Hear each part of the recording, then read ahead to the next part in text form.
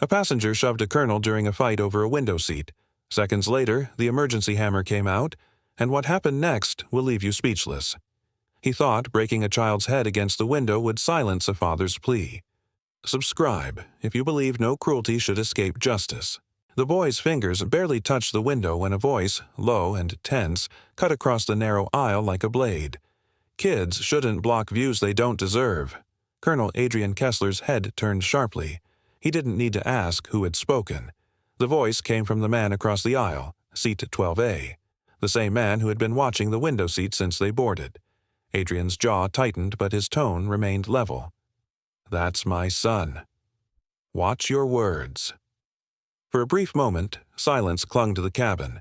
A few heads turned, passengers peeking over headrests, ears catching the static hum of a confrontation in progress. But the tension passed like shallow turbulence. The passengers looked away. The plane continued its taxi. Adrian gently pulled Nate's small hand away from the armrest and rested it on the boy's lap. "It's all right," he said softly. "You'll still see the sky." Nate nodded, but his smile faltered. His eyes, wide with both innocence and curiosity, flicked once more toward the window across the aisle before settling on his father. "It's okay, Dad. I just wanted to see takeoff." "I know, son," Adrian murmured, placing a firm but comforting hand on the boy's shoulder. "You will." But across the aisle, Victor Rudd hadn't stopped staring. His hands clenched on the armrests, his knuckles pale, jaw set like stone. He wore a dark navy blazer with a silver pin on the lapel. Nothing remarkable, but Adrian's instincts noted something beneath the surface. A tension, a barely contained pressure. The man's eyes flicked to the window, then back to Nate, then again to the window. It wasn't just annoyance, it was fixation. The engines roared to life. The cabin vibrated slightly as the aircraft lined up on the runway. Nate's face lit up at the sound, his fingers twitching as if reaching for imaginary controls. He loved everything about planes, Adrian knew that. He had built model jets with him, explained the lift of wings and the pull of gravity, but nothing compared to the real thing.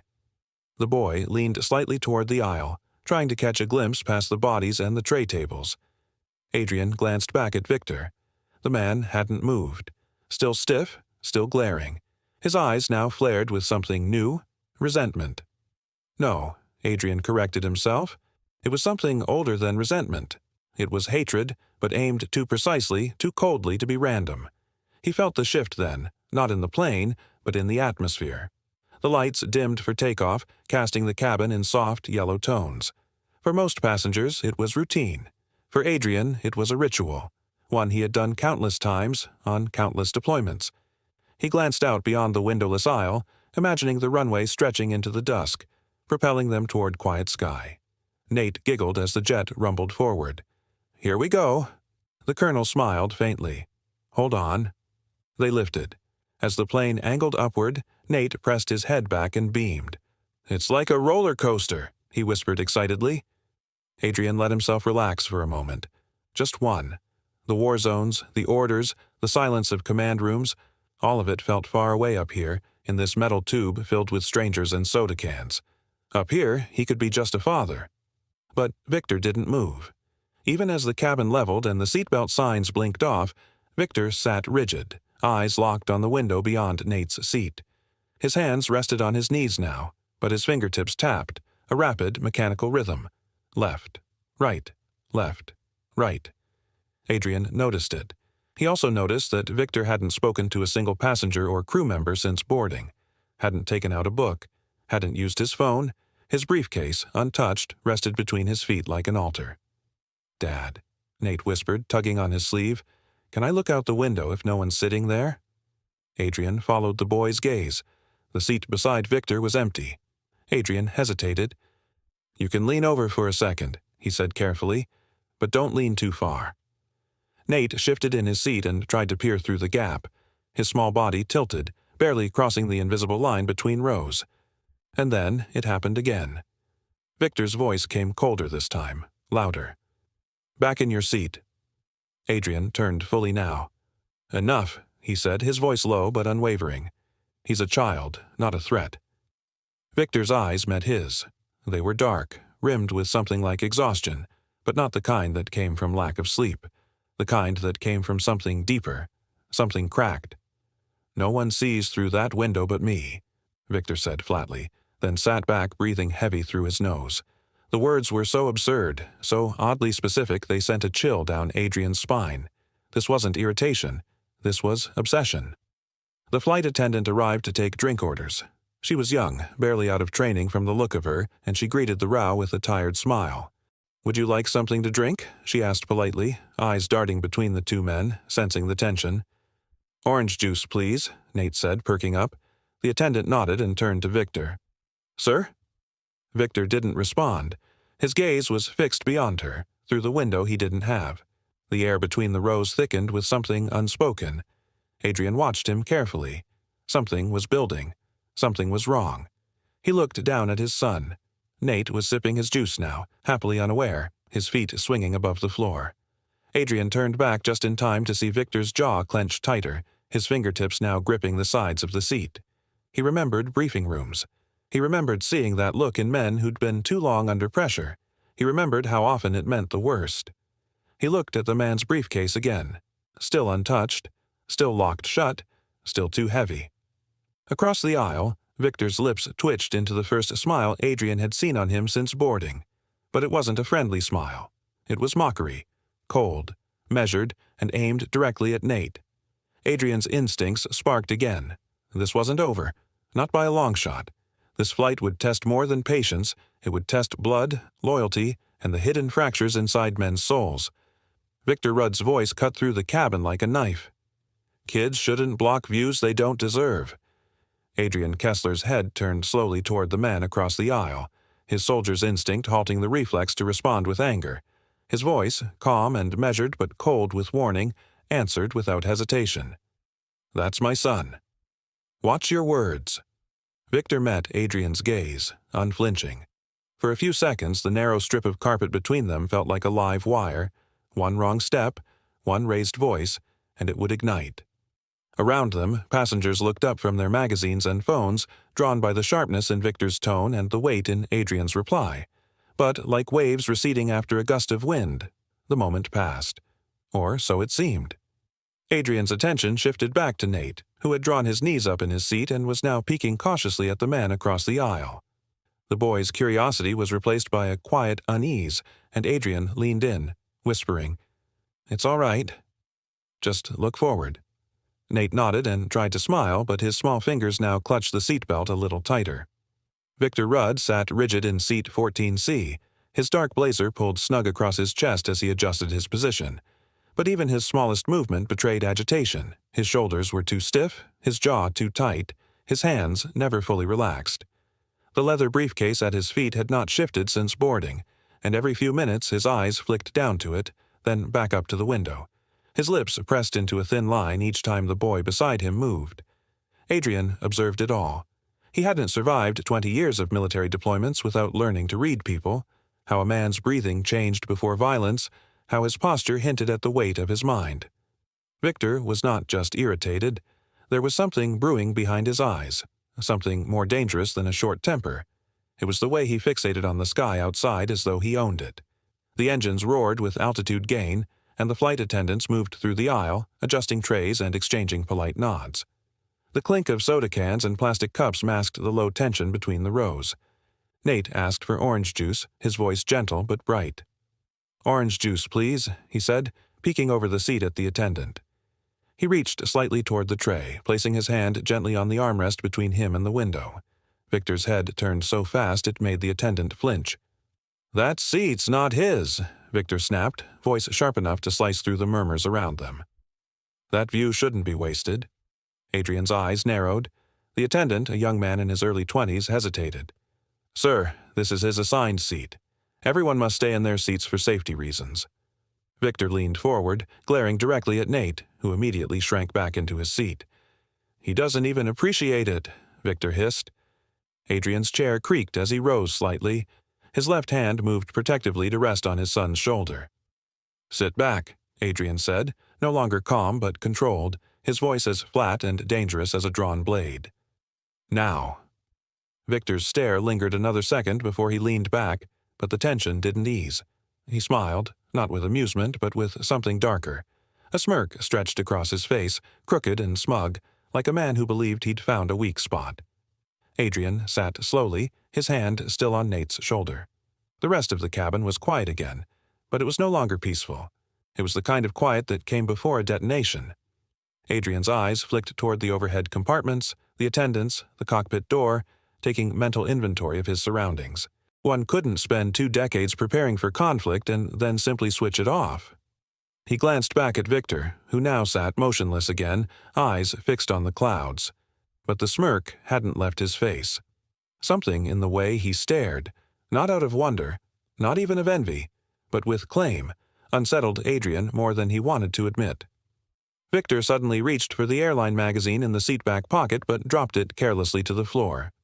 As he leaned down to pick it up, he paused just long enough to place one hand on his briefcase and glance up at Adrian. There was no reason to do it, no need for that look. It wasn't the action itself, it was the intention behind it. A signal. Adrian's fingers twitched. He had no weapon, no orders, no platoon, only his instinct and his son to protect. Victor straightened slowly, rolled his shoulders and rested both arms on the armrests, fists clenched now.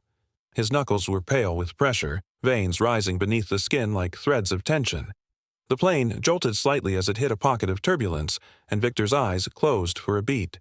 When they opened again, they were sharper, focused. He wasn't simply annoyed, he was waiting. Adrian breathed in deeply and let it out slowly. His son's safety was priority one, but his senses were now on full alert.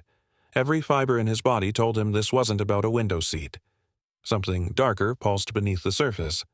A flight attendant approached again, this time to offer snacks. The moment the cart neared Victor's row, he tensed visibly, eyes narrowing. He didn't want peanuts or crackers. He wanted control. The skies outside offered peace, but Victor Rudd didn't come here for peace. Adrian leaned back in his seat, his jaw set, his thoughts racing. This man is looking for an excuse. Just one. Nate glanced up at him, his voice quiet. "Did I do something wrong?" Adrian shook his head. "No, buddy. You did everything right." Nate tried to smile, but the worry in his eyes lingered. Across the aisle, Victor turned once more, resting his arm along the window ledge as if claiming it, claiming the sky beyond it. The moment held longer than necessary. His fingers drummed lightly, deliberately. Adrian followed the rhythm. It was steady, rehearsed, not nervous, calculated. Whatever this was, it wasn't over a seat. Adrian was sure of it now. The clouds outside carried no storm. The storm was already seated inside the cabin. The glass rang with a dull thud as Victor Rudd's hand snapped forward, seizing Nate by the collar with sudden, terrifying force. The boy let out a startled yelp, more of surprise than pain at first, but the horror came next, swift and brutal. Victor's arm, tense with fury, yanked the 9-year-old toward the window and, with a violent shove, slammed the side of the child's head against the hard plastic pane. The sound, an awful collision of bone and acrylic, echoed through the cabin like a dropped metal tray. Gasps erupted. Plastic cups tipped from tray tables. A few passengers shot up in their seats, eyes wide with disbelief. Others froze, caught in the awful delay between witnessing something horrific and realizing it was real. Nate's cry broke through the stunned silence. A raw, panicked scream escaped his throat, high and sharp, the way only a child in true danger could sound. His small fingers scrambled against the glass, leaving smeared handprints as Victor pressed him harder, knuckles trembling, mouth tight with rage. Blood began to trickle from Nate's temple, a thin red line inching down toward his ear. Adrian Kessler was already moving. His seatbelt hit the floor with a muted clack as he surged upward. The narrow row constrained him, but his instincts tore through the limitation. Years of battlefield urgency, of knowing when to move and how fast, kicked in as if he were behind enemy lines again. "Let him go!" Adrian's voice cut through the chaos, deep and sharp, filled with fury and unmistakable command. Victor didn't flinch. His eyes, locked on the boy's head against the window, gleamed with something far more than anger. Obsession, fixation, as if this wasn't about a child at all, but about some deeper grudge Victor refused to name. His lips curled into a cruel, triumphant smirk. The muscles in his forearm flexed as he pushed harder. The flight attendant had frozen mid-aisle. A young man in a navy vest stood behind the beverage cart, hands trembling around a can of ginger ale, too shocked to act. Another attendant closer to the galley began shouting, but his voice was drowned beneath the noise now growing around them. Passengers rising, crying out, phones being pulled from pockets and bags. Adrian closed the last foot of space between them in a heartbeat. He grabbed Victor's shoulder, wrenching him back with enough force to make the man stagger. But Victor didn't release Nate. Instead, he growled, bracing his leg against the seat in front and using the leverage to keep the boy pinned. "Let him go!" Adrian roared again, now face to face with the attacker. Victor's head snapped toward him, eyes bloodshot and wild. "He doesn't deserve the window," he hissed as though the words explained everything. "They don't get to look out." "They've already taken everything else." Adrian's fist clenched. It wasn't just a deranged man's outburst, it was hatred, twisted and deep-rooted. But his priority was Nate. Always Nate. He couldn't afford to let his rage take control, not now. Not in a crowded airplane cabin tens of thousands of feet in the air. "Nate," Adrian said, voice dropping into a low, calm tone despite the fire burning inside him. "Stay still. I'm here. I've got you." The boy whimpered, his face still pressed sideways against the glass, one eye squeezed shut, blood matting the hair above his temple. A middle-aged man 2 rows back stood up, a phone already recording. "Is anyone calling the captain?" he shouted. Another passenger shouted for security, but there was no air marshal on board, no one to step in. Adrian acted. He wrapped his arm around Victor's neck, applying just enough pressure to unbalance him. The move didn't require strength, it required timing. Victor stumbled, momentarily loosening his grip. That was all Adrian needed. He wedged himself between the two and pried Victor's hands from his son's collar. Nate collapsed backward into the seat, sobbing, clutching his head. Adrian caught him with one hand while keeping his other locked on Victor's arm. Victor thrashed like a man possessed. "They never learn," he howled. "You protect them like they're special." Adrian pushed him back into the aisle, keeping his own body between Victor and the seat. "Stay down," Adrian warned, breath short, shoulders squared. But Victor didn't listen. With a cry of rage, he lunged again. Not at Adrian, but toward Nate, his hands clawing forward as if to resume what he had started. Adrian slammed his forearm into Victor's chest, forcing him back once more. The younger man was strong, but Adrian's strength came from something deeper, a father's terror, a soldier's focus. The commotion was deafening now. Overhead, bins rattled with turbulence. Someone hit the attendant call button repeatedly, the chime beeping over and over like a desperate alarm. In the cockpit, a voice crackled on the intercom, tense and authoritative. "This is the captain." All passengers remained seated. "Flight crew, secure the cabin immediately." Adrian didn't move from his post.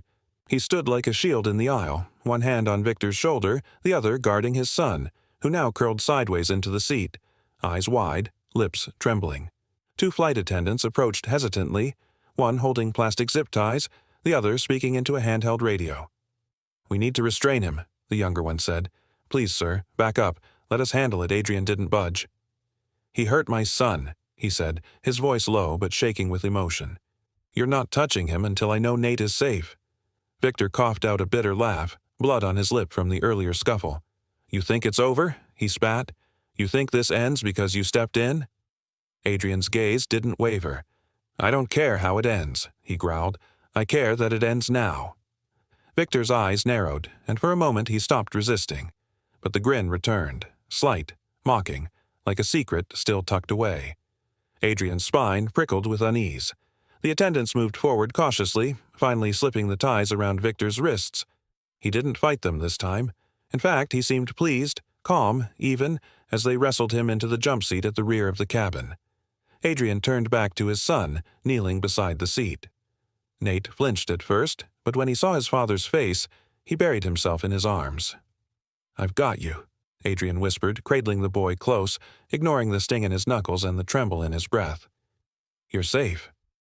I've got you." But in the back of his mind, unease lingered like static in the air. The way Victor had smiled, the things he had said, the madness that seemed too focused, too targeted to be random. Adrian looked up at the cracked window where blood still streaked faintly down the inside of the plastic pane. This was no longer a disagreement. It was an assault carved into the very air of the flight. Victor's hand slammed Nate's head into the window a second time.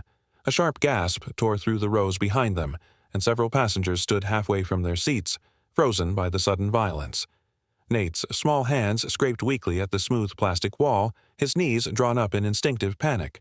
Blood trickled from his forehead in thin, red threads, staining the frosted edge of the window. His cheek was crushed flat against the curved glass, his eyes wide and brimming with terror. Adrian saw it all unfold in a single, burning second. He was already moving. The world around him blurred. He didn't see the horrified passengers clutching their phones or the flight attendants scrambling toward the aisle. He didn't hear the rising wave of panic. He saw only his son, pinned, vulnerable, hurt. Nate's eyes locked onto his father's, silently pleading through pain and fear. Adrian's voice didn't rise. It dropped. Let him go. He stepped forward, his words cutting through the chaos like steel through cloth. Victor didn't even glance his way. His knuckles whitened on the back of Nate's collar, his expression twisted with something beyond anger, something rooted deep in obsession. One of the male flight attendants lunged forward from the galley, shouting, "Sir, step back. Let the crew handle." Victor snapped his arm out and shoved the attendant hard against the beverage cart. The man crumpled with a grunt, landing awkwardly between two seats. A ripple of fear surged through the cabin. Adrian's mind shifted. No longer a passenger, no longer a father on vacation. He was a soldier again. He dropped to one knee beside his seat, his fingers darting beneath the base, finding the emergency hammer where it was clipped near the life vest pouch. He had seen them 1,000 times in safety briefings, but now it was no longer a formality. It was a lifeline. His lifeline. The red handle felt warm in his hand. Solid. Justified. He rose with quiet precision. Passengers leaned back, giving him space without words. A man across the aisle whispered, "Oh, God," while another clutched a crying boy to his chest. The cabin was suspended in dread, waiting to see whether the storm would pass or explode. Adrian's boots stepped into the aisle. Victor still hadn't released Nate. The boy whimpered softly, his breath fogging the smeared window. Blood dotted the glass in faint red stars. "Let my son go," Adrian said again, voice low but unmistakably final. Victor turned. The man's eyes were wild, teeth clenched, veins bulging in his neck. "He doesn't belong there," Victor hissed. "He doesn't deserve the sky." Adrian's grip tightened on the hammer. "This isn't about a seat," he said, staring into Victor's burning glare. "You're making it about something else. But I promise you, this ends now." Victor sneered. "Then end it." He shoved Nate's head harder against the window with a force that made several passengers cry out. Adrian's feet moved before thought could catch up. He crossed the final 2 steps between them in less than a breath. His arm raised, clean, disciplined, brutal. And then it came. The hammer swung, a blur of red and motion. The steel head struck Victor's temple with a sharp, decisive crack. Time fractured.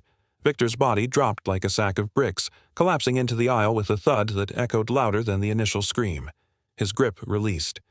Nate slumped forward into Adrian's waiting arms, the boy sobbing uncontrollably. Gasps surged like waves down the cabin. Adrian knelt, pulling Nate into his chest, pressing a hand gently to his son's bleeding forehead. His own chest heaved, but his voice stayed steady, low, soothing. "You're okay. I've got you. You're safe now." The cracked window pane behind them seemed to shimmer in silence, blood streaked faintly across its surface like a warning etched in glass. A flight attendant hovered nearby, paralyzed with shock. Adrian handed the hammer to him wordlessly, his other hand never leaving his son's back. Overhead, the cabin lights flickered once. The captain's voice crackled through the intercom. "Ladies and gentlemen, this is the captain. Please remain in your seats. We are addressing a security situation." But no one moved. No one breathed. They were watching Adrian, his uniform jacket now stained with blood, his jaw tight, his gaze locked on the unconscious man at his feet. Victor wasn't dead, but he wasn't done either. Even as his chest rose faintly and blood seeped from the side of his head, his eyes fluttered open, and in them burned something cold and defiant. Adrian stared back, his own heart hardening. He had seen this kind of fire before, in deserts, in ambushes, in men who believed their cause justified the destruction of innocence. Some men fall once, Adrian thought grimly. Others rise again, more dangerous than before. When justice comes mid-flight, it comes with no warning, only impact. Victor collapsed to the floor with a thud that seemed to echo through every bolt of the plane. His head struck the edge of the aisle, blood streaking from the fresh wound across his scalp. Gasps broke from passengers nearby, and a woman in row 11 screamed. But most eyes weren't on Victor. They were on the small boy in the colonel's arms, sobbing into his father's chest, his blood smudged on the cracked window beside him. Adrian held Nate tightly, shielding him as though the very air might hurt him next. The boy trembled, small fists clutching at the colonel's uniform, his voice cracked and broken as he whispered, "It hurts, Dad." "I know, son. I know," Adrian murmured, keeping his hand pressed gently to Nate's forehead where the skin was torn open. Warm blood pulsed between his fingers, but the cut wasn't deep enough to be fatal. Still, every part of Adrian's mind screamed that this could have ended differently. Much differently. A flight attendant, tall, nervous, and barely in his 20s, rushed down the aisle, skidding to a halt beside the fallen Victor.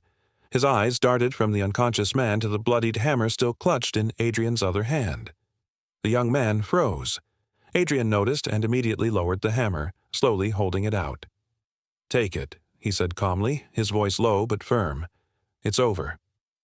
The attendant hesitated, then reached out with both hands and took the hammer as though it were a loaded weapon. He backed away slowly, muttering something unintelligible into his shoulder mic. Then the intercom crackled to life overhead. "This is the captain speaking. Remain seated. We are addressing a security situation." The announcement fell like ice water over the already tense cabin. Whispered conversations gave way to stunned silence. The word security had power. It conjured memories of past horrors, hijackings, panic, unspeakable events. Adrian could feel the atmosphere shift around him, every passenger now frozen in their seats, eyes wide, breath shallow. Adrian pressed his palm to Nate's wound once more, applying steady pressure. The boy winced but didn't pull away. He was pale, but responsive. That was good. "Dad, why did he do that?" Nate whispered weakly. "I just wanted to see the clouds." Adrian's throat tightened. "Because he was broken inside," he said quietly. "Some people carry storms in their hearts." Around them, passengers began murmuring. Some unbuckled seatbelts to help. Others simply stared in stunned silence. A man in a business suit stepped into the aisle, gesturing for others to move back and give the boy space. Adrian nodded at him with quiet appreciation. Two flight attendants knelt beside Victor's crumpled body. One checked his pulse while the other retrieved plastic hand restraints from the emergency kit. As they rolled Victor onto his side, he let out a low, guttural groan. His fingers twitched. Blood streaked his face, but his expression twisted into something that made Adrian's stomach turn. Victor's eyes flicked open, sluggish but aware, and burning. He didn't speak. He just looked at Nate, at Adrian, at the aisle, at the windows smeared with blood. His lips curled upward, not in pain, but in triumph, as if he'd achieved something no one else could see. Adrian's instincts flared like a warning beacon. That look wasn't from a man who had lost. It was from someone who had planted something. "Hold him tighter," Adrian said, his voice like steel. The flight attendants jumped at his tone. "He's not finished." "Sir, he's restrained." "He's down," one of them said, voice shaking. Adrian kept his eyes locked on Victor. "Some men fall once," he said grimly, his voice a breath away from a growl. "Others rise again, more dangerous than before." Victor thrashed violently in his seat, muscles tightening against the restraints as if sheer rage might break him free. The plastic hand ties dug into his wrists, already slick with sweat, his jaw clenched so tight his veins bulged beneath the skin. The crew had used everything they could find: belts, headset cords, even a luggage strap from a nearby overhead bin to restrain him, but the threat still pulsed in the cabin like a second heartbeat. Passengers kept their distance, eyes wide, whispers darting between rows like sparks before a blaze. Adrian stayed close to Nate. The boy trembled against the armrest, his eyes glazed with shock, his breath hitching with each shallow inhale. Blood trickled slowly from the gash on his forehead, leaving a dark smear down his cheek that made Adrian's chest tighten. With slow hands, the colonel pressed a napkin against the wound, gently cushioning the pressure. Nate flinched but didn't pull away. His small fingers gripped his father's sleeve, his voice barely audible. "Is he gone?" Adrian didn't answer right away. He glanced at Victor, who had gone eerily still, head bowed, breath shallow, but something in the stillness felt coiled, like a snake waiting to strike. "Stay with me, son," Adrian whispered, brushing a hand through Nate's sweat-matted hair. "You're safe now." I promise. But as he comforted his son, a flicker of unease pulled at the edge of his vision. There, wedged between Victor's seat and the one beside it, sat a rigid black briefcase. Unmoved, untouched, and wrong. Adrian's eyes narrowed. It wasn't just the briefcase's weight or structure. It was how Victor had clung to it during boarding, how he'd placed it so deliberately, how even now his gaze flicked toward it like a man watching over a secret. Something wasn't right. The captain's voice buzzed through the intercom, calm but clipped. "This is your captain. Due to an onboard disturbance, we're diverting to Ashbourne Airfield for immediate landing. Estimated arrival in 15 minutes. Please remain seated and follow crew instructions." The announcement did little to calm the cabin. Murmurs rose like wind through a wheat field, scattered and growing louder. Adrian glanced up.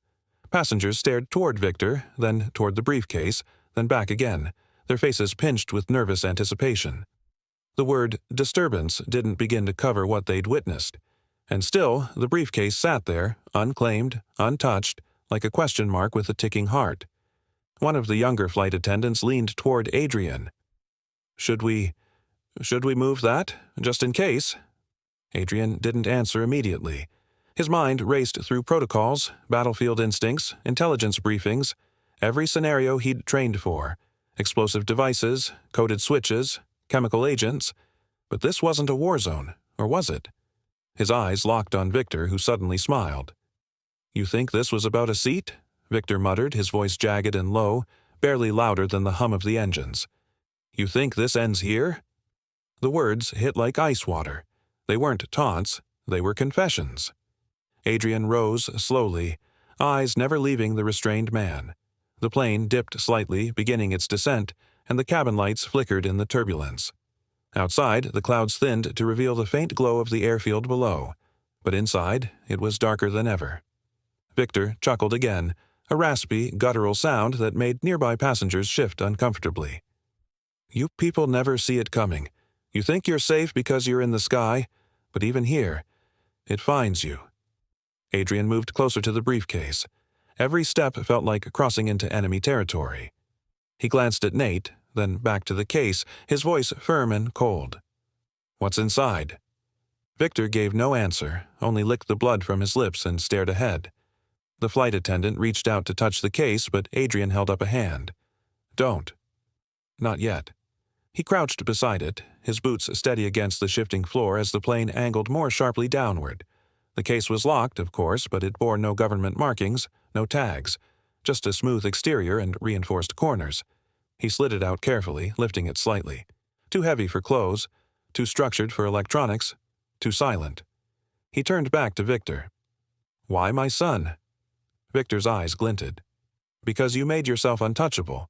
But your children, they bleed." Adrian's stomach turned, fury threatening to unseat his control. He wanted to rip the man from the seat and demand answers, but he wouldn't, couldn't, not yet. Instead, he scanned the overhead bin numbers mapping their location. Row 17, midsection. If anything detonated, this part of the plane would take the brunt. Number. He wouldn't let it happen. His hand hovered near the latch, every muscle tight. "Tell me what's in it," Adrian said. Victor leaned back, satisfied with the tension rising around him. "You'll find out. Maybe in a few seconds. Maybe not today." But soon, that was the moment Adrian saw it. Not just madness, but purpose. The attack on Nate hadn't been random. It had been symbolic. A message. A crack in the armor of a military man's heart. Not to kill, but to send a warning. The plane jolted slightly as the landing gear dropped. Gasps echoed through the cabin. Somewhere near the back, a man prayed under his breath. Adrian exhaled slowly, feeling the pull of gravity shift again as the runway came into view. Victor grinned, straining against the restraints again. "Do you hear it, Colonel?" he hissed. "The sound beneath the engine noise?" Adrian narrowed his eyes. "What sound?" Victor's voice dropped to a whisper. "The one that tells you this is only the beginning." Adrian stood and returned to Nate, wrapping his arm around the boy's shoulder as the wheels screeched against the tarmac. The sudden jolt sent the briefcase sliding slightly across the floor. Victor's gaze followed it hungrily, like a wolf stalking a tethered lamb. Adrian didn't blink. He stared ahead as the plane slowed, emergency vehicles flanking it from both sides, red lights casting long shadows against the fuselage. Inside the cabin, silence had returned, but not peace. The colonel's voice in his own mind was steel and flame. Was Victor's rage only about the window seat, or was it camouflage for something far worse? His thoughts circled one last time to the briefcase. Every scenario darker than the last. Sometimes, he reflected, the true weapon isn't the one in a man's hands. It's the one he hides. Victor's scream tore through the cabin with such sudden violence that the nearest flight attendant recoiled, nearly dropping the briefcase. His limbs thrashed against the seatbelt-turned restraints, face contorted in a rage that seemed far too potent for any ordinary man. "I said, don't touch it," he bellowed, eyes wild, veins bulging at his neck as he lunged forward, forcing the fabric cords to stretch and groan under his strength. The startled crew stepped back instinctively, exchanging alarmed glances. The object in question, an ordinary-looking brown leather briefcase, sat squarely on the seat where Victor had been before his outburst. But there was nothing ordinary about the way he fought to protect it. Colonel Adrian Kessler stepped forward, one arm instinctively shielding his son, the other raised to command calm. "Step aside," he said firmly, his voice calm but loaded with steel. "Now." The lead attendant hesitated, eyes flickering between Victor's convulsing form and the colonel's unwavering gaze. Then, slowly, he obeyed. Adrian knelt beside the seat. The briefcase was heavy, heavier than he expected. The worn leather creaked beneath his fingers as he ran his hand across the surface, noting the faded initials on the brass plate. VR. No surprises there, but the weight, the way Victor reacted. This was more than personal baggage. This was something else. He unlatched it slowly. Each click of the metal fastener echoed like a drumbeat. Behind him, the entire row of passengers had gone silent. Even Victor had paused his outbursts, now panting heavily, eyes locked on the briefcase with a strange blend of fury and desperation.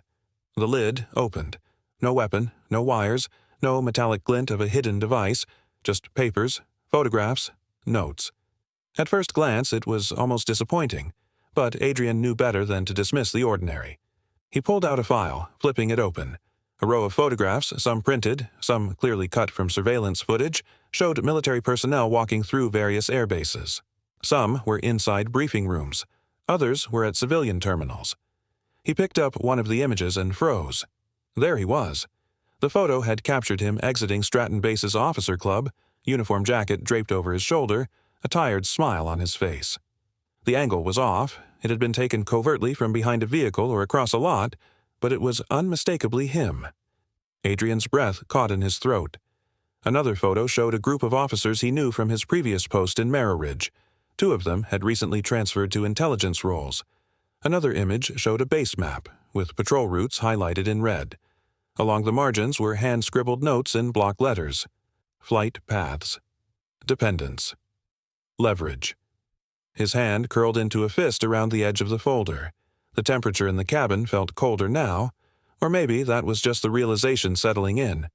He turned to Victor, who was watching with a sick grin curling his bloodied lip. "This isn't about a window seat," Adrian said quietly. Victor chuckled, breath hitching as he leaned forward, his restraints pulling taut again. "It never was." Adrian pulled out another file, this one thicker. The top page was a personnel roster. Highlighted names. Most had families, children. A few had dates of travel penciled beside them. A familiar unease crept up Adrian's spine. "You've been tracking us," he said, more to himself than anyone else. Victor's eyes gleamed. "Men like you," he said through gritted teeth, "you think you lead, you think you're untouchable. But all it takes is one crack, one scream from a boy in a cabin, and the whole machine starts to shudder." Adrian stood. His heart beat like a drum in his chest, not from panic but from the clarity of danger. He turned to the stunned flight crew who had gathered at a distance. "Secure these documents. Get them locked in the cockpit now. Nobody else touches them." "But what's going on, sir?" one attendant asked, voice trembling. "This man isn't just a passenger. He's been targeting officers, military families, mine included." A collective murmur rippled through the nearby rows of seats. Some passengers had risen slightly, straining to hear. Others sat stone still, clinging to their armrests. Adrian turned back toward Victor. "Why now?" Why this flight? Victor leaned his head back against the seat, breathing heavily. Then he spoke, calmly, deliberately. Because it's not about you anymore. It's about what you represent. Power, order, the illusion of control. Adrian's jaw tightened. This was never just an attack on my son, he said slowly, eyes narrowing. It was a message. Victor smiled with cracked lips, and someone finally read it. Just then, turbulence rocked the plane. It wasn't violent, but the sudden shake startled several passengers. Gasps erupted, and overhead bins creaked ominously. The cracked window by Nate's seat vibrated subtly, barely noticeable, but Adrian saw it, and he saw Nate's wide eyes watching the ripple in the glass. "Dad," the boy whispered, clutching his father's sleeve. "Is it safe?" Adrian crouched down, brushing the boy's cheek gently. "I've got you. I promise." He looked up, past his son, to the man who had tried to shatter everything he held dear. Victor didn't speak again. He didn't need to. His twisted smile said enough. The turbulence faded, but something deeper had begun to tremble beneath the surface of the flight beyond the confines of the cabin. Adrian knew that whatever this was, it wasn't over. It wasn't random. This was part of something larger. The files, the photos, the coded notes. Victor was just a thread in a web not yet visible. And worse, the web had touched his son. He stood, eyes never leaving Victor, and slowly closed the briefcase with a firm snap. Every flight carries shadows, Adrian realized. Ours just woke up. A passenger grew enraged over a window seat, slamming the colonel's 9-year-old son into the glass as the boy screamed in terror. If you believe every act of violence must be answered, hit subscribe now. Justice starts here. The wheels hadn't even touched the tarmac when Victor's laughter pierced the cabin once again, sharp, guttural, and laced with a madness that set every nerve on edge. It wasn't the chuckle of a man broken or afraid. It was something far worse, confident, expectant, as if he had just won something no one else understood. Adrian's hand tightened around the seatback in front of him, knuckles pale. He didn't flinch, but his eyes snapped to the sound like a sniper spotting movement in dense brush. Across the aisle, Nate clung to his arm, silent now, but trembling. The boy's earlier whimpers had faded into a tense stillness, the kind that only a child caught in danger could manifest. Adrian could feel the boy's heartbeat through his jacket sleeve, fast and shallow. The captain's voice crackled over the intercom. "We are preparing for an emergency landing at Ashbourne Airfield. Please remain calm and seated. Security teams will meet us upon arrival." The words were meant to calm, but they had the opposite effect. Victor laughed harder. From where Adrian sat, he had a clear view of the man's bound wrists, still twitching with residual defiance. Though restrained with plastic ties and wedged between two burly passengers who had volunteered to hold him down, Victor seemed unfazed. Blood ran from his split brow, staining his collar, but he didn't appear weakened, only more resolved. His mouth stretched into a crooked grin that never reached his eyes. Adrian turned to the flight attendant seated behind him, a young man, barely 25, sweat dripping from his temple. "Where's the briefcase?" Adrian asked, his voice low but edged in iron. "In the galley." "I moved it when the captain gave the order," the attendant replied shakily, eyes darting to Victor. Should we check it again?" Adrian shook his head. "No, not yet." His thoughts raced. Victor's earlier words weren't just the ravings of a disturbed man. "You think this ends here?" he had said. That wasn't empty threat, it was a promise. And then there were the documents Adrian had barely begun to examine. Diagrams, names, flight paths. One reference had stood out, chilling in its simplicity. Phase 2. Adrian leaned over and whispered into Nate's ear. "We're about to land. Stay close to me. Don't talk. Don't move unless I say." Nate nodded quickly, wiping his eyes with the sleeve of his shirt. Adrian gave his shoulder a reassuring squeeze, masking the deep unease churning beneath his composed exterior. The aircraft jolted as it met the runway. A long screech of rubber on asphalt followed, punctuated by gasps throughout the cabin. Emergency vehicles, red and blue lights flashing, lined the edge of the tarmac. Adrian counted at least 4, maybe 5. One larger van was parked off to the side, headlights blinding in the dark. But something felt wrong. Adrian had executed dozens of operations that ended in emergency extractions. He knew the choreography, the tension, the urgency, the weight of anticipation. This wasn't it. The vehicles were too still. The responders didn't move with the brisk purpose of real crisis response. They stood too casually, too calm. And one of them was smoking a cigarette. His instincts screamed. The cabin was filled with murmurs now. Passengers stirred, peering out windows, whispering guesses. Some relaxed, mistaking the presence of flashing lights for safety. Others looked toward Adrian, eyes wide, silently pleading for leadership. The colonel unbuckled his seatbelt and stood slowly. No one stopped him. He moved toward the front of the plane, carefully, his eyes scanning every shadow, every movement beyond the windows. The crew hesitated, unsure whether to stop him, but something in his posture, a coiled alertness honed from years of command, held them back. "I need a sat phone," Adrian said to the lead flight attendant, a stocky man with thinning hair and a bloodied sleeve. "Now." We don't have one available," the man stammered. "The cockpit's sealed for protocol." The captain said to wait. Adrian glanced back at Victor. The man had gone quiet again, but the smile hadn't faded. His head lolled against the headrest as if resting before a storm. Adrian stepped closer, gaze hard. "Who's meeting us?" he asked him coldly. Victor's eyes slid open, locking with Adrian's. "You'll see," he whispered. "Or maybe you won't." Adrian didn't respond. He simply turned and returned to his seat, where Nate clutched the armrest. The boy's eyes were fixed on the window, where the emergency crews now approached. The colonel wrapped his arm around him. "Dad," Nate whispered, "don't let him hurt me again." "I won't," Adrian replied, his voice like steel wrapped in cloth. "I promise." Outside, the hatch release was engaged with a hiss of pressure. One of the responders climbed the stairs slowly. Adrian watched every movement. The man's uniform was standard but clean. Too clean. No name tag. No department patch. The second man followed, carrying a duffel bag that sagged at the bottom. Victor began to laugh again. Not loud, but steady. Passengers looked at one another in growing panic. Adrian rose. He stepped into the aisle just as the responders reached the top of the stairs. One of them glanced inside the cabin and made direct eye contact with Victor. He nodded. It was small, barely noticeable, but Adrian saw it. Everything inside him locked into place. "Everyone down," he barked, his voice thunderous and sharp. The cabin obeyed instantly. His command voice was not one to question. He reached behind the seat, sliding his hand toward the galley wall where the emergency hammer had been set aside earlier. Victor surged against the restraints. Adrian's hand wrapped around the hammer's handle. Outside, the responders drew closer. Inside, time seemed to stall. Adrian didn't blink. He didn't breathe. His focus tunneled into a single thought. Protect the boy. Protect them all.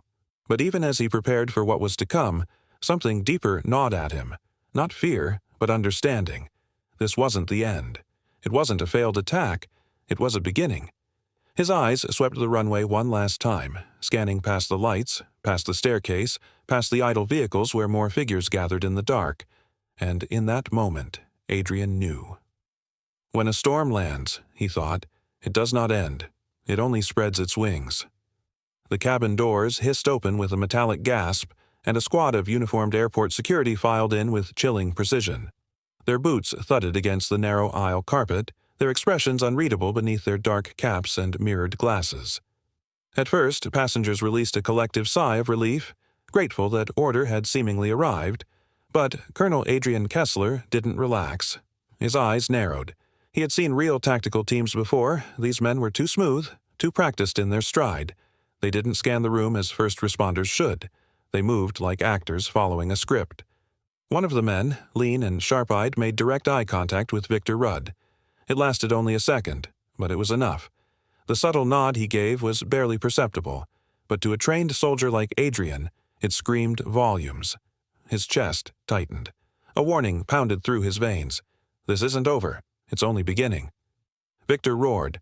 With terrifying speed, he surged upright, his muscles snapping the plastic restraints around his wrists like brittle straw. Passengers gasped. The nearest flight attendant stumbled backward in shock. In the space of a heartbeat, the once-bound man became a force of chaos, snarling like a cornered animal set free. The so-called security officers sprang into action, but not to stop Victor. Instead, they drew concealed black batons from their belts and began swinging with cruel precision. One struck a flight attendant across the shoulder, sending him crashing into the beverage cart. Another slammed his baton into the arm of a middle-aged man who had stood to help, knocking him into the aisle seats. Panic swept the cabin like wildfire. Adrian moved on instinct. He threw his body over Nate, shielding the boy with the full weight of his frame as the child screamed in confusion and terror. The boy's breath hitched, his face pale, his fingers clutching his father's jacket like a lifeline. "Stay down," Adrian barked, his voice a calm command forged in war zones and emergencies. He looked up, just as one of the impostors advanced with a baton raised high. Adrian grabbed a metal tray from the seat pocket and deflected the strike with a clang. He needed a real weapon. His eyes locked on the trembling flight attendant still clutching the emergency hammer. "Give me that," Adrian growled, extending his hand. The attendant hesitated, eyes wide with fear, then thrust the red-handled hammer into Adrian's grip. The moment the hammer met his palm, Adrian felt control return. The narrow aisle became a battlefield. Seats shattered beneath falling bodies. Luggage tumbled from overhead bins. Screams echoed from every row, some shrill with fear, others ragged with pain. Adrian charged forward, sidestepping fallen passengers, his military precision guiding each step. Victor was already moving, bloodied but frenzied. He lunged toward the cracked window by Nate's seat, his face twisted in something between obsession and madness. His lips moved, voice low but sharp with intent. "If the sky wouldn't take you," he muttered, "the ground will." Adrian's heart thundered. He couldn't let Victor reach the window, not with Nate still cowering nearby. He closed the gap in 3 long strides and slammed his shoulder into Victor's side, sending the man sprawling into the seats. The two crashed together, locked in a brutal grapple. Victor's fingers clawed at Adrian's throat. Adrian struck back with the hammer's handle, catching Victor in the ribs, then the jaw. The blow cracked like splitting wood, but Victor only snarled through the blood and pain.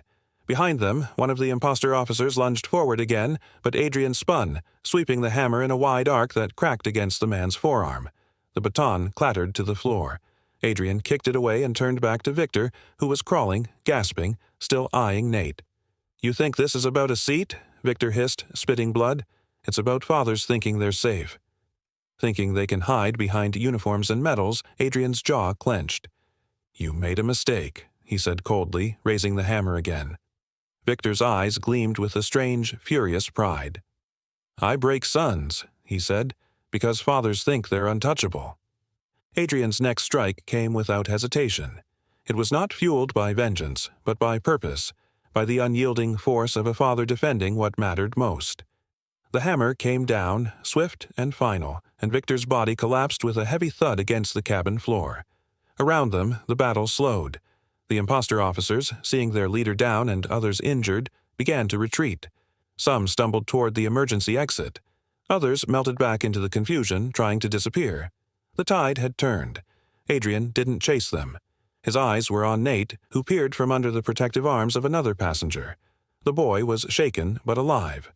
Adrian nodded once, his breath slowing, his grip on the hammer steady.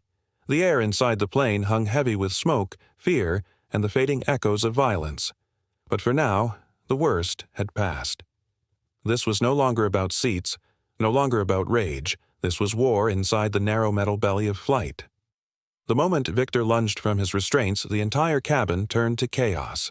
He moved with terrifying speed, his bloodied face contorted in a twisted grin as he shoved aside the nearest passenger. His shoulder slammed into the aisle wall, sending a service tray crashing to the floor, metal utensils skittering across the carpet.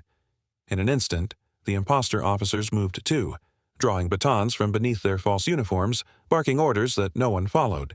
One grabbed a terrified man by the collar, yanking him from his seat to block Adrian's path. Another pushed a flight attendant against the bulkhead, snarling threats. Adrian saw only one thing: Nate. His son, huddled beneath the protective arms of a nearby passenger, eyes wide and unblinking, a single line of blood still dried across his temple.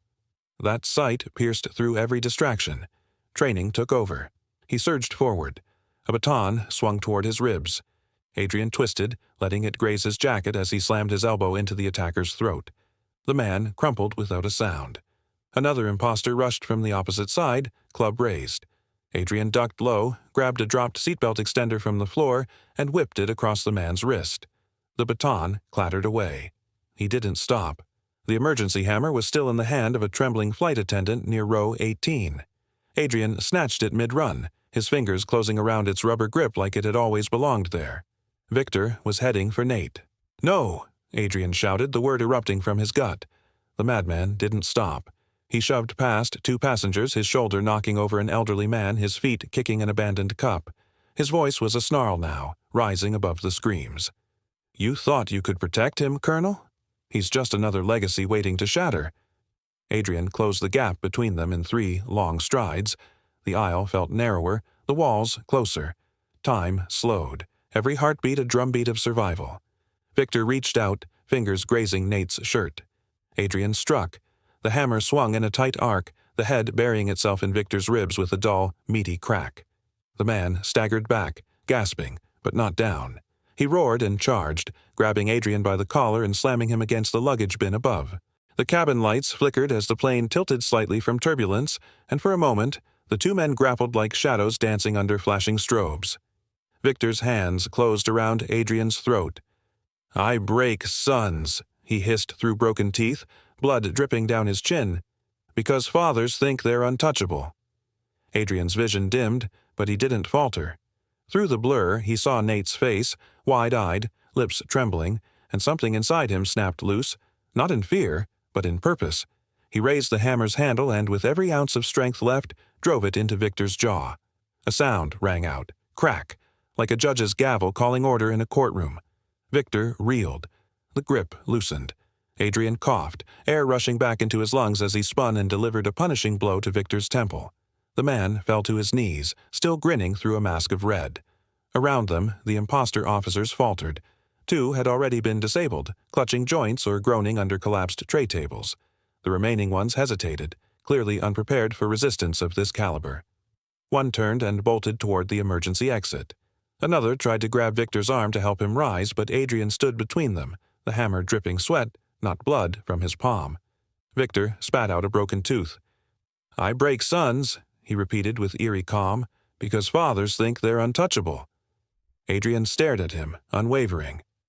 "Then you've met the wrong father," he said, voice like steel. The hammer rose one final time, and with a single crushing blow, it came down. Sometimes justice isn't written in courts, it's written in survival. The cabin was still. The air, once filled with screams and crashing metal, now hung heavy with silence. Only the ragged breathing of the wounded and the distant wail of sirens outside broke through the eerie calm. Adrian Kessler stood at the center aisle, shoulders heaving, his uniform jacket soaked in sweat and streaked with blood, not all of it his own. The emergency hammer, slick in his hand, still carried the weight of violence, justice, and something deeper, fatherhood sharpened into fury. Victor Rudd lay crumpled beside row 17, his limbs bound tightly with belts and torn pieces of seat fabric. Blood from his temple painted the carpet beneath him, and his chest rose and fell in shallow, unconscious rhythm. One of the imposter officers groaned nearby, his arm twisted awkwardly beneath him, while another lay unconscious with a deep bruise blossoming across his jaw. The real airport security team finally stormed the cabin, faces pale and shocked at the scene unfolding before them. Helmets, radios, and automatic gear clashed against the quiet as they took in the disarray, the bruised passengers, the scattered bags, the cracked window pane streaked faintly with blood. "They weren't real," Adrian said flatly, pointing to the men on the ground. His voice was calm, but inside, his pulse raced like a war drum. These men, at least 4 of them, were plants. They coordinated with him. A younger officer stepped forward, hesitant. The reports didn't say anything about an internal breach." "No," Adrian muttered, glancing toward Victor's unconscious form, "because you were never supposed to stop them." He turned back to his son. Nate sat trembling in seat 14B, blood still dripping slowly from the bandage across his temple. Adrian knelt beside him and gently lifted the boy into his arms. Nate clung to his father's shoulder, eyes wide with fear but filled with the quiet trust only a child could carry. Adrian's heart twisted. He had seen too much horror in war zones, but nothing had prepared him for this. The battlefield aboard a plane, the attack on his own blood. He stood slowly, his knees aching from the earlier struggle, and turned toward the crew. The flight attendants hovered near the galley, eyes flickering between Adrian and the subdued attackers. One of them, young, blonde, eyes swollen with panic, still held the red emergency hammer Adrian had returned moments ago. Adrian reached for it, gripping it once more with a reluctant but steady hand. "Colonel Kessler," a familiar voice said. It was the captain. His navy blue uniform was wrinkled from hours of turbulence and terror, but he stood tall at the cockpit door. His face was pale, his mouth pressed into a line of grim respect. He stepped forward and raised his hand in a silent salute. "You saved us all," he said quietly. Adrian didn't speak. He only nodded, then slowly handed over the hammer as though passing on the burden of judgment. His eyes, however, weren't on the captain. They were fixed on the tarmac beyond the open cabin door, where flashing lights from emergency vehicles painted streaks of red and white across the fuselage. But what gripped him was not the light, it was the dark between them. Beyond the ring of ambulances and police cars, the airfield seemed too still. Men in yellow vests moved methodically around the base of the aircraft, but something in Adrian's gut whispered that not every threat had boarded the plane. Not every shadow had been dragged into the light. The applause began slowly. One pair of hands, then another, until the entire cabin filled with hesitant clapping.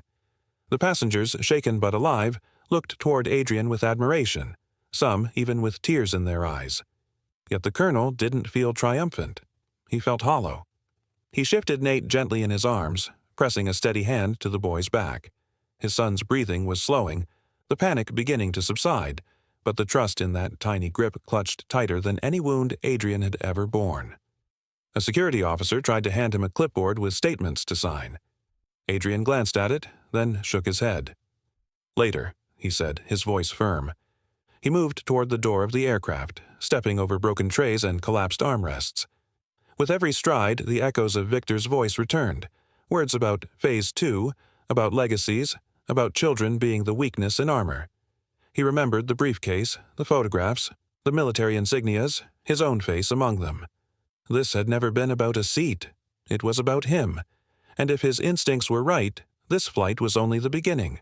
Victor was part of something larger, something organized, patient, and terrifying in its silence. A hand touched his shoulder. It was the captain again, now with a more somber expression. "Colonel, do you think there are others out there?" Adrian didn't answer immediately. He looked down at Nate, then up at the swirling mist beyond the plane, where searchlights barely pushed back the dark. "I don't think," he replied. "I know." He stepped onto the jet bridge, the cold metal vibrating faintly beneath his boots. Behind him, the cabin had quieted again. Medics and officers moved in efficient lines, documenting, helping, repairing. But none of it felt like an end. It felt like a pause, like a curtain briefly drawn before the next act began. Adrian adjusted Nate gently, his son's small arms now resting loosely around his neck. His steps were slow but unshaken. As he crossed onto the tarmac and disappeared into the fog of flashing lights and blaring sirens, only one thought echoed in his mind. Sometimes survival is only the beginning of war. The door to the debriefing room slammed shut with a metallic thud, echoing across the stark, windowless space like a warning bell. Colonel Adrian Kessler didn't flinch. He sat with squared shoulders, hands folded tightly in front of him, eyes fixed on the silver table where the truth waited. Across from him, two government investigators in charcoal suits laid out the contents of Victor Rudd's briefcase. They moved deliberately, as if the weight of each item was enough to bend the room's gravity.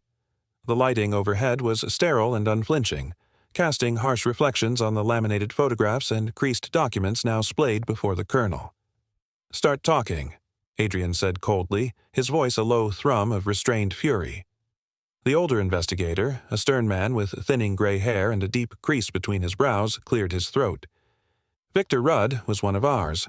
Low-level analyst, discharged 6 years ago after multiple violations, unauthorized access, behavioral instability, refusal to undergo psych evaluations." Adrian's eyes narrowed. "And you lost him." "We didn't lose him," the younger agent replied defensively, adjusting his tie.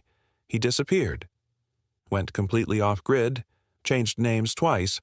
We thought he was just another burnout with a grudge." Adrian leaned forward, his voice sharpening. "You thought wrong."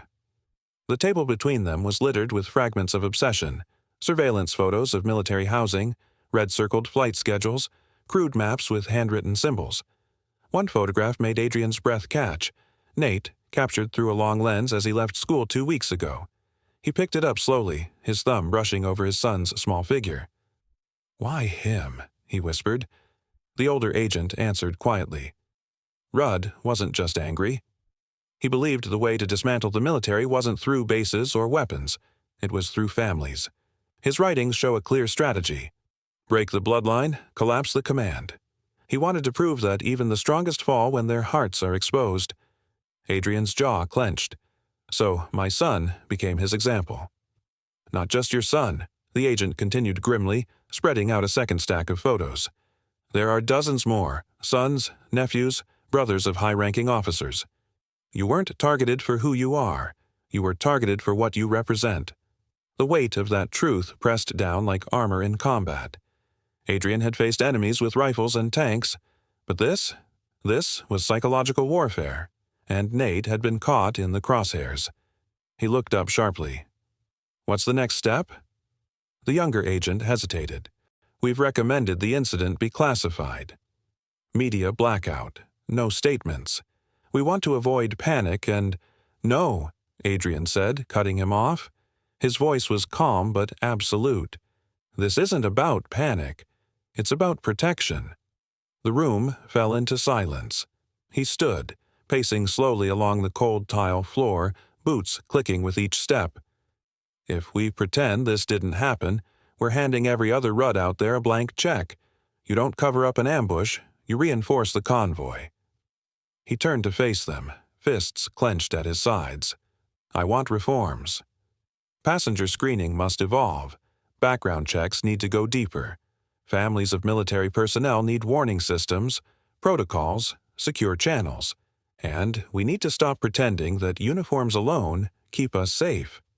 The younger agent exchanged a glance with his superior. "Colonel, I understand your position, but this situation is delicate. If people find out their loved ones are being hunted because of who they're related to, then they'll know, and knowing saves lives," Adrian snapped. "Don't confuse silence with strategy." The older agent sighed, rubbing his temples. "We'll relay your recommendations to Central Command. But it'll take time." Adrian stepped forward until the gap between them was razor thin. "We don't have time." A pause lingered. The only sound was the low hum of the fluorescent lights and the rustling of documents shifting in the air vent's draft. Then Adrian slowly lowered himself back into the chair. "There's more," he said softly, almost to himself. "Victor mentioned Phase 2. He had allies. He wasn't working alone." The agents stiffened. "Are you saying there's a larger operation?" "I'm saying," Adrian replied, "that the man I stopped in that cabin wasn't the end of anything. He was the beginning." The younger investigator leaned forward. "Do you have evidence of accomplices?" Adrian's eyes didn't move from the table. "Not yet. But I can feel them out there, like wolves circling the fence line." He slid the photograph of Nate back toward them, the one with the long-range scope framing his son's body. "He went after my child to break me. But I'm still here, and now I know what we're up against." The agents remained silent, absorbing the weight of his words. Finally, the older man nodded. "We'll do what we can."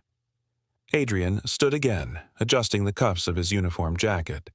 The lines in his face were deeper now, not from age but from the trauma of understanding just how fragile safety had become. As he stepped toward the exit, the younger agent called after him. "Colonel, do you think they'll try again?" Adrian paused at the doorway. His voice was low, but it carried like a blade drawn from its sheath. "I don't think."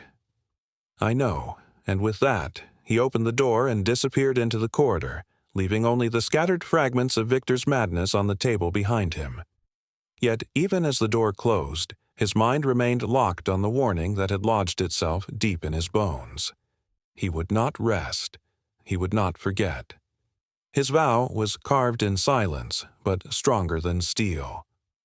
"I will not let another father face what I faced in that cabin." Colonel Adrian Kessler's voice rang clear across the polished auditorium as the words left his mouth.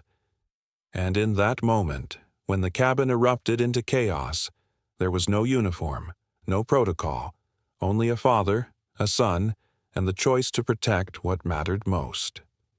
He stood center stage beneath the steel emblem of Halewood Academy, framed by tall windows casting long shadows across the assembly floor. Hundreds of young cadets, seated in perfectly aligned rows, listened without a single twitch. Their uniforms crisp, eyes locked forward, they clung to each word like a lifeline.